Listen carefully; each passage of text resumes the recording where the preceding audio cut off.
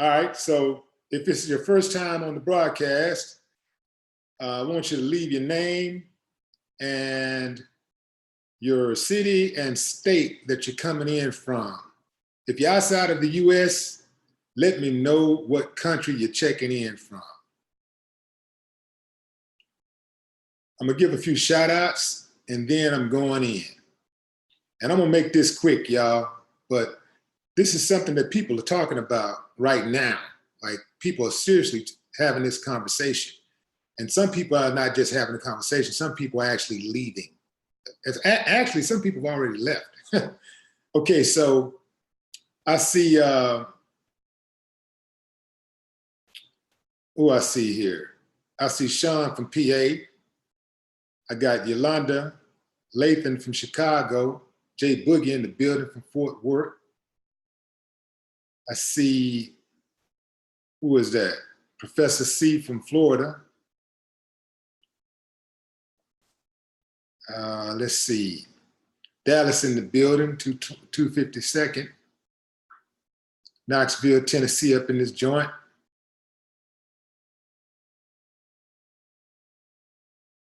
ATL, I see Taj Allah. Denver, Cool Black, what up? What up, Crazy Loke? London in the building. Malik Hawkins, Florida. Cincinnati, Demonic Sin. Who is this in the super chat?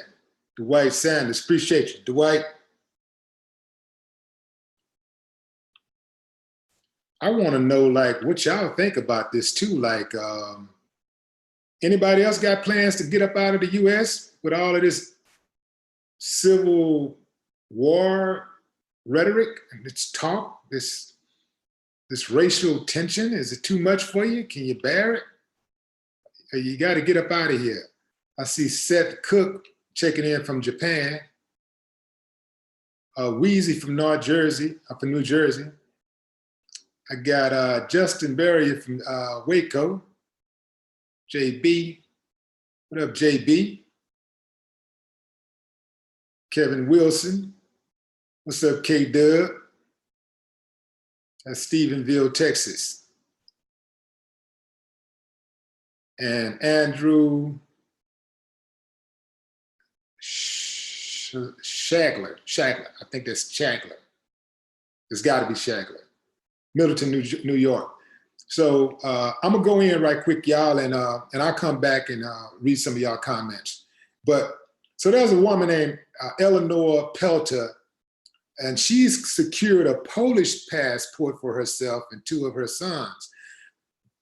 Stephanie Schaub is planning an escape route to Spain. Ellie Jacobs has begun to keep enough cash on hand to buy last-minute plane tickets to Israel for his family. Alex and Asa Lawrence are applying for work visas to Australia, while Josh Lewin is aiming for New Zealand. A lot of people are heading out to Australia and New Zealand and Spain. These are some of the top destinations that I've been checking out that people are heading to. There's also people going out to Costa Rica and in South America. Don't know how that's gonna work out because it's still in America, but probably almost any place is probably gonna be safer than the United States right now. And I'm not overreacting, y'all. It's serious and nobody is really doing anything to try to thwart this, the violence that's going on in America. I mean, it's starting at the top, you know? It starts with Donald Trump, his rhetoric, the way his tone sets the tone for the nation, right? So if his tone is bitter and divisive, then it's going to trickle down to the citizens of the country. And you know, if the president says it's cool and it's cool and this is cool to behave like this, then you know it kind of like this. It gives people the nod, like, yeah, you know what, right? The president said it's cool, so it's cool for me to behave like this. Remember when he said that when you put in, he told the officers, he told a class of officers that, look, when you're putting a suspect into the car, You know, it's okay to give them a little nudge, you know, bump their head or whatever, be a little rough with them. He said that.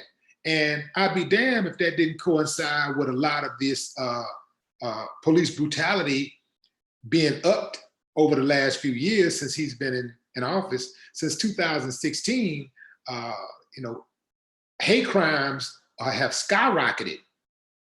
Police brutality has skyrocketed. All of these are things that Donald Trump is proponents of. He's a proponent of hate. He's a proponent of police brutality. I mean, I'm not making this up. Listen to the things that come out of his mouth. So there are people that are getting up out of here. Quite honestly, I'm actually surprised that people got the nerve to actually get up and go, because, you know, America is touted as the greatest country in the world. And people are saying, not so fast. And these are not just immigrants who are leaving. These are citizens. These are American citizens, people born in America who are leaving America. Now, you know it's bad when white folks leave America. You know it's bad, right? Man, let me hear what y'all saying. What's up, LD? Appreciate you. I'm that guy, you know? I know. Appreciate you. Appreciate you, homie. Yeah. K-Dub still hanging around here. Who is that? Back up trick. Some of these handles are funny as hell to me, man. Back up trick. I like that. Yeah, I appreciate y'all. Kamal, 1994. I see you. You better believe it. Kamal say keep you strapped. You better believe it. It's sad too, man, because look, I ain't afraid of war, right? I ain't afraid of doing whatever I got to do. Now, I come in peace. I'm not looking for conflict. I want to live in peace. I would like to have some peace, you know? But if it comes down to it and I have to go to war, I will go to war, if that's what it means. I'm not going to, I'm like a reluctant warrior, right? But once I'm engaged fully, and I'm gonna go all out. But it's sad that some people in America are so selfish that they don't care if their children get to live their life to the fullest. Their asses are in their 40s, 50s, 60s, whatever, 70s, and they don't care if the whole United States implodes.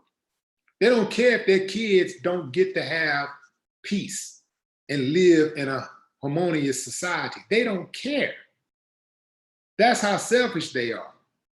So, you know, what do you do about that? How do you handle a person like those type of people?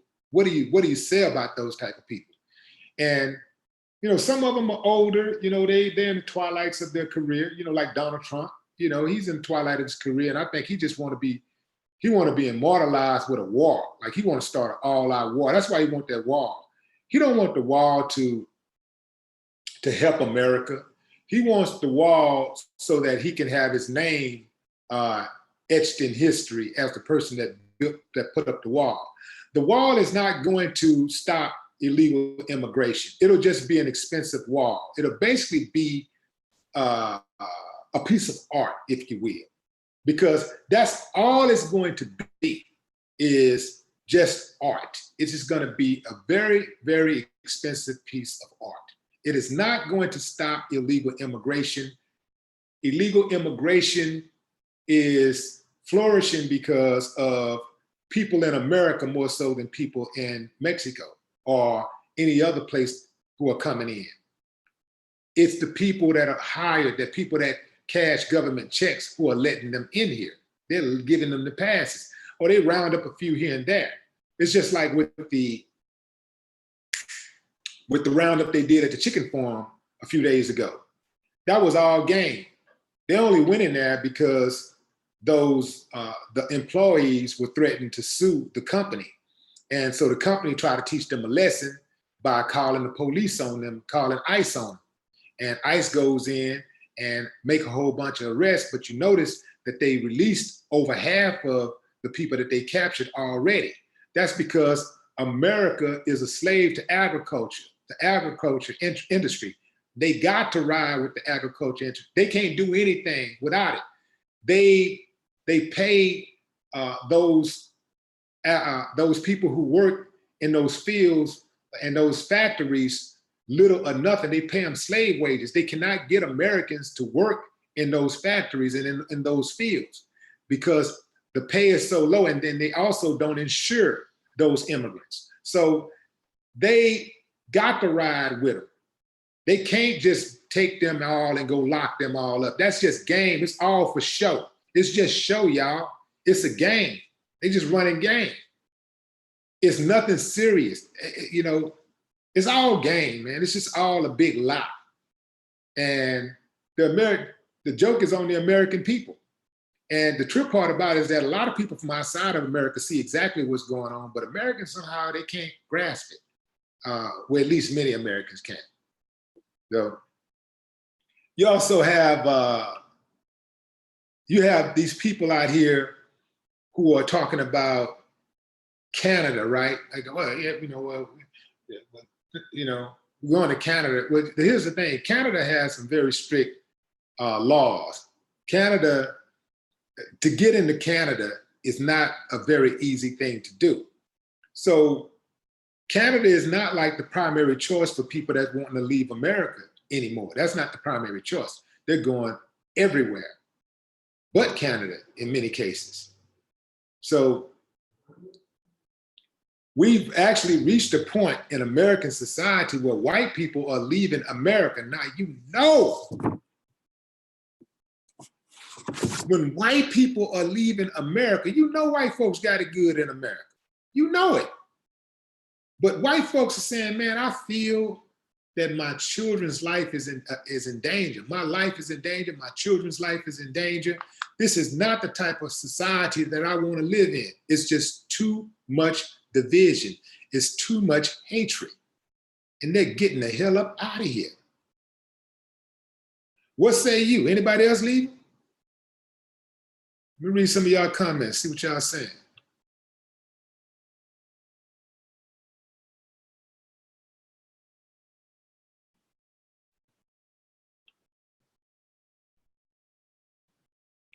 Let's see. No excuses, Anderson.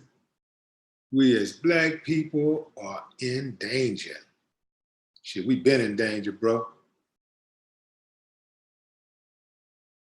The Black Knight Williams says what they're scared of. Mika from Texas. What's up, Mika? Appreciate you, Marcus.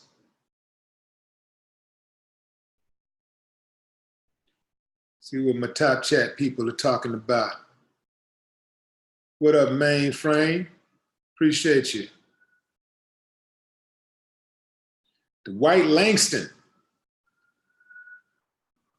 Don't move, arm and protect what's yours, Black people. It's a man after my own heart. The whites say, don't move, arm and protect what's yours. I like that. That's why I haven't moved. My ancestors bled for this country. We worked too hard.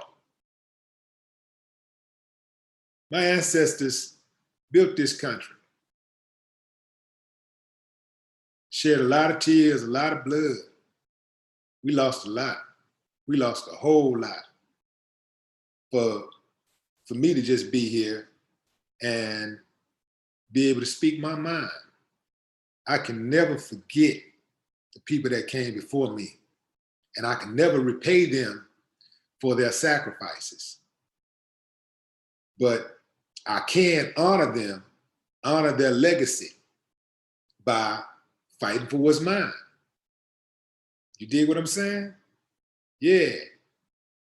Every American has a right to arm themselves. Now, I know some of y'all gonna say, well, you know, if you have a criminal record, you shouldn't be arming yourself if you have a criminal record. The trip part about it is that most of the killers, the mass killers, American terrorists, they didn't have criminal records. Go figure.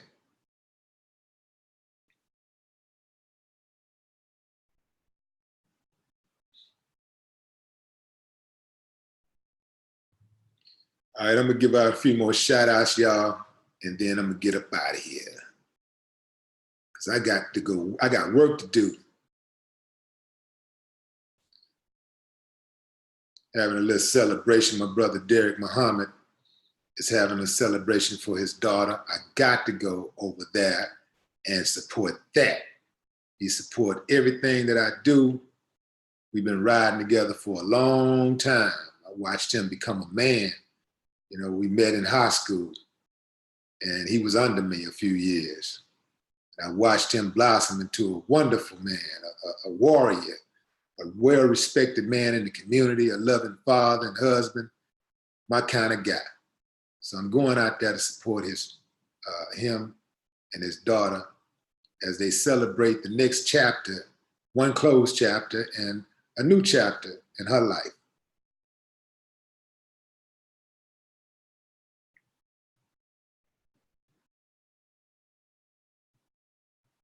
What's up, Sean Streets?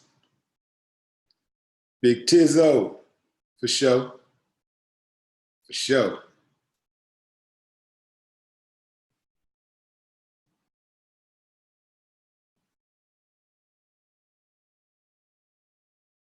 Also, if you are in District B, you live in Houston, remember, Willie D for District B. I am running for City Council, Houston City Council, District B.